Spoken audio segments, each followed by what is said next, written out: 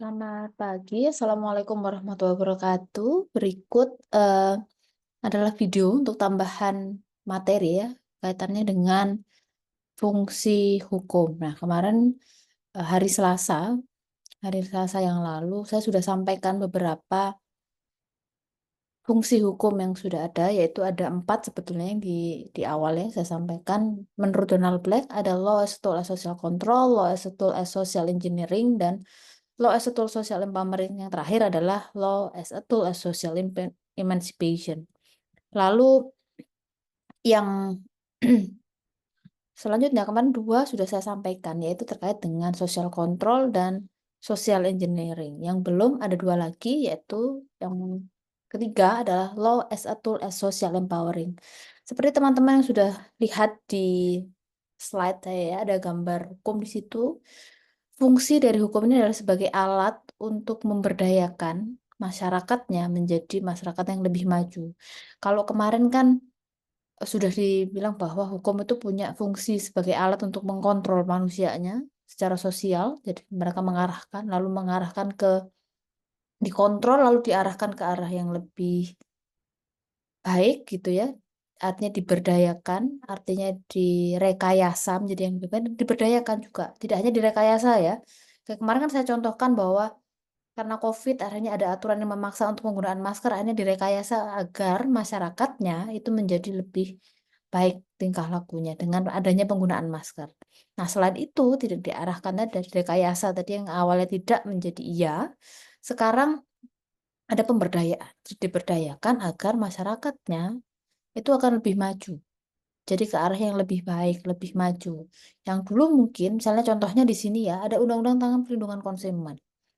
Sekarang kan saya pikir ada perkembangan tentang perdagangan ya teman-teman tidak hanya misalnya kalau dulu ya kita tahu bahwa teman-teman juga merasakan bahwa dulu untuk jual beli atau perdagangan itu kan dilakukan secara konvensional, harus ketemu orangnya, harus terlihat barangnya secara nyata, dipegang, lalu uangnya diserahkan dan sebagainya. Nah, sekarang majunya lagi. Sekarang sudah ada teknologi perkembangannya. Teman-teman mungkin ketika membeli apapun sekarang itu tidak melalui uang yang pakai uang cash gitu, tidak ya, uang tunai begitu, tetapi bisa menggunakan aplikasi.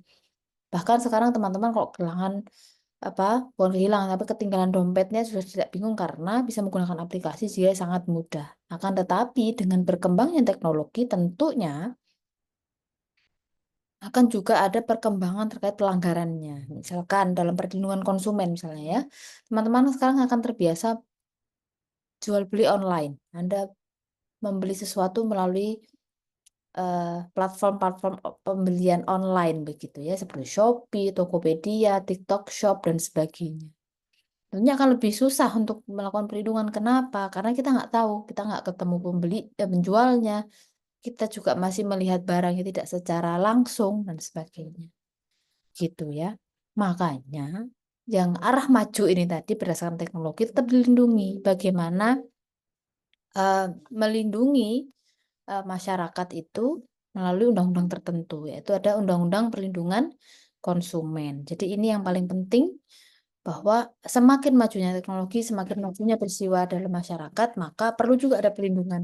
Nah, salah satu bentuknya, karena ada perkembangan tadi, fungsi yang dibuat oleh hukum adalah terkait dengan perlindungannya. Begitu ya.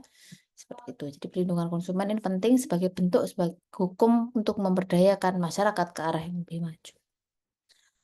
Bentuk yang keempat, yang terakhir menurut Donald Black ya, ini karena nanti ada berbagai macam fungsi hukum yang lain. Yang keempat adalah law as a tool as social emancipation. Intinya begini, bahwa hukum itu menggerakkan emansipasi, ada kesetaraan hak di sana. Perlu teman-teman mungkin teman-teman bayangkan, kan sudah saya kasih gambaran bahwa sebetulnya emansipasi itu bagaimana sih? Memang ada kedudukan yang sama antara gender, antara umur dan sebagainya. Nanti tapi tidak semua bisa disamakan loh ya teman-teman ya, karena kita harus lihat kondisinya. Saya bilang begini, karena emansipasi misalnya, yang bisa disamakan haknya itu apa? Oh, hak untuk memperoleh pendidikan begitu. Ya laki perempuan sama. Di Indonesia ini semua laki-laki perempuan akan punya hak yang sama untuk memperoleh pendidikan. Tapi di beberapa hal mungkin ada perbedaan. Oh, laki-laki bisa apa, perempuan tidak, atau perempuan bisa apa, laki-laki tidak didapatkan dan sebagainya ya. Misalnya hak cuti melahirkan kan laki-laki tidak ada gitu ya. Itu yang dimiliki hanya perempuan saja gitu ya. Nantinya mungkin dipikirkan bahwa cuti melahirkan tidak hanya untuk eh, tidak hanya untuk perempuan saja, tapi sekarang sudah dipikirkan untuk laki-laki karena nanti yang suaminya akan membantu istrinya dan sebagainya. Nah, ini nanti perkembangan lagi, nanti kan belum ada ya, tapi ini perkembangan. Artinya, yang penting artinya di sini adalah bahwa hukum itu memberikan kesetaraan hak. Seperti dalam tujuannya, bahwa tujuan itu kan adanya keadilan. Keadilan juga diwujudkan dari perolehan hak.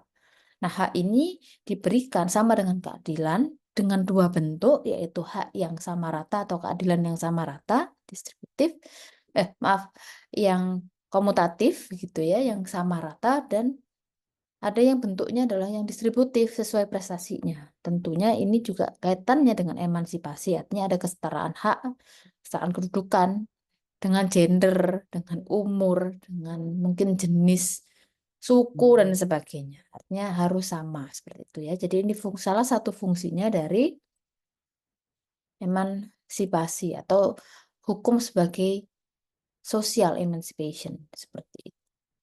Nah, selain itu tidak hanya ini teman-teman ya, ada beberapa pendapat lagi. Anda bisa lihatlah di beberapa buku ya, teman-teman bisa lihat buku di buku-buku itu kan banyak sekali fungsi hukum yang lain. Misalnya ya, kalau yang dari Bapak Ahmad Ali ini, beliau ada bukunya sendiri. Ini ada social control, ada social engineering, ada as a symbol, ada integrasi, dan politik instrumen. Sebagai cara untuk memperoleh tujuannya. Nah, saya yang bahas yang belum saja ya. Saya ini law as a symbol. Apa sih maksudnya hukum itu sebagai simbol? Artinya kan hukum ini digambarkan tidak hanya dengan kata-kata saja, tetapi bisa digambarkan dengan simbol-simbol tertentu atau memberikan definisi-definisi tertentu. Jadi kalau kita pengen tahu sebetulnya pencurian itu apa sih gitu ya, akan digambarkan dalam hukum itu definisinya pencurian apa. Oh, barang siapa mengambil barang milik orang lain tanpa sengaja, dengan sengaja untuk dimiliki secara pribadi tanpa bilang dulu misalnya, saya tidak tahu, saya lupa persis ya kata-kata di KUHP, maka akan dikategorikan sebagai atau melakukan tindak pidana pencurian. Nah, dengan masa hukuman sekian itu kan definisi ya supaya masyarakat paham dengan definisi itu atau dipermudah gitu ya. Ada definisi kata-kata tidak terlalu semua orang bisa memahami dengan betul gitu. Akhirnya apa? Digambarkan yang lain. Seperti misalnya di slide ini ada gambar-gambar ya, ada gambar. Misalnya di itu definisi terus ada gambar ada orang mengambil sesuatu kan gambaran kita sudah oh itu nyuri, itu nyopet misalnya gitu ya. Gambarannya begitu.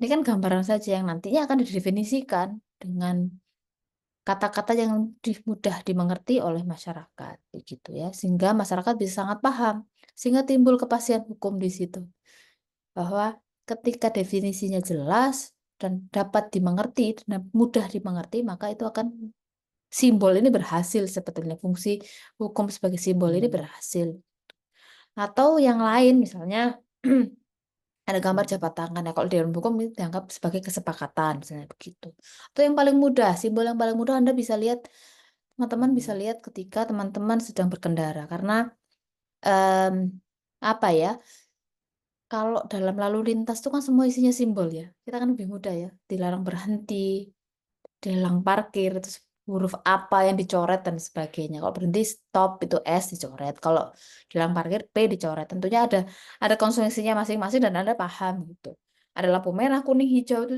fungsinya apa harus apa yang mereka Anda lakukan dan sebagainya. Itu kan simbol juga. Jadi berfungsi untuk ada kepastian hukum melalui simbol-simbol seperti itu ya. Jadi di mana simbol-simbol tadi itu merupakan caranya agar hukum ini bisa diterima dan dipahami oleh masyarakat seperti itu. Terus selanjutnya ada eh, law as a political instrument. Memang ya hukum ini adalah salah satu alat untuk salah satu bentuk ya dari kekuasaan yang diberikan oleh masyarakat kepada pemerintahnya. Atau bahasanya di sini adalah hukum didaya gunakan atau digunakan untuk meraih kekuasaan yang digunakan untuk mensejahterakan rakyat. Jadi, meskipun ada pemerintah yang punya kuasa untuk membuat hukumnya, ya, tapi tujuan utamanya adalah mensejahterakan rakyat. Ini masuk tujuan yang mana? Memberikan manfaat yang sebesar-besarnya. Ada teori utility tadi. Jadi memang hukum ini memberikan fungsi kepada pemerintah untuk punya kekuasaan untuk bikin hukumnya. Buat apa? Buat mengatur masyarakatnya agar sejahtera, agar punya keuntungan, agar punya manfaat dan sebagainya. Ya, law as a political instrument. Terakhir, ada hukum sebagai alat integrasi. Nah, begini. Integrasi itu kan penyatuan. Jadi ya ada hukum ini akhirnya masyarakat bisa bersatu, nggak pisah-pisah, punya pemahaman yang sama. Tadi juga misalnya terkait dengan simbol ataupun juga ada keterikatan satu yang lain. Akhirnya dari ketika ada keterikatan satu dengan yang lain yang berdasarkan hukum yang dibuat oleh pemerintah, maka generasi ini akan lanjut terus. Gitu ya. Itu adalah sebagai alat integrasi. Nah, ini banyak pendapat sebetulnya teman-teman dari fungsi hukum sendiri. Ada Lawrence and Friedman. Kalau Friedman ini yang terkenal sebenarnya bukan karena ini, tapi Friedman pernah yang saya sudah sampaikan tentang efektif hukum, bahwa keefektifan hukum itu dipengaruhi oleh 3 hal: substansinya betul apa tidak, eh, strukturnya atau tata urutan organisasi struktur atau penegak hukumnya betul apa tidak dalam menjalankannya. Yang terakhir adalah kulturnya. Itu pendapatnya Friedman yang paling terkenal. Tapi untuk kaitannya dengan fungsi hukum, beliau menyampaikan terkait bahwa satu, fungsi hukum adalah pengawasan atau pengendalian sosial. Ini sama ya, social control. Lalu yang kedua, bahwa hukum itu digunakan salah satunya untuk dispute settlement atau penyelesaian sengketa. Bahwa hukum ini berfungsi salah satunya untuk penyelesaian sengketa, tidak hanya kontrol sosial, tapi kan gini, dalam peristiwa hukum kan tidak selalu baik-baik saja. Peristiwa dalam masyarakat atau peristiwa hukum tidak selalu baik-baik saja. Tapi pasti ada kasus-kasus tertentu, ada gesekan-gesekan tertentu di dalam masyarakat sehingga ada sengketa, di situ ada konflik.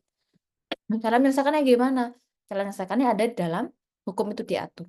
Jadi salah satu fungsinya adalah untuk dispute settlement.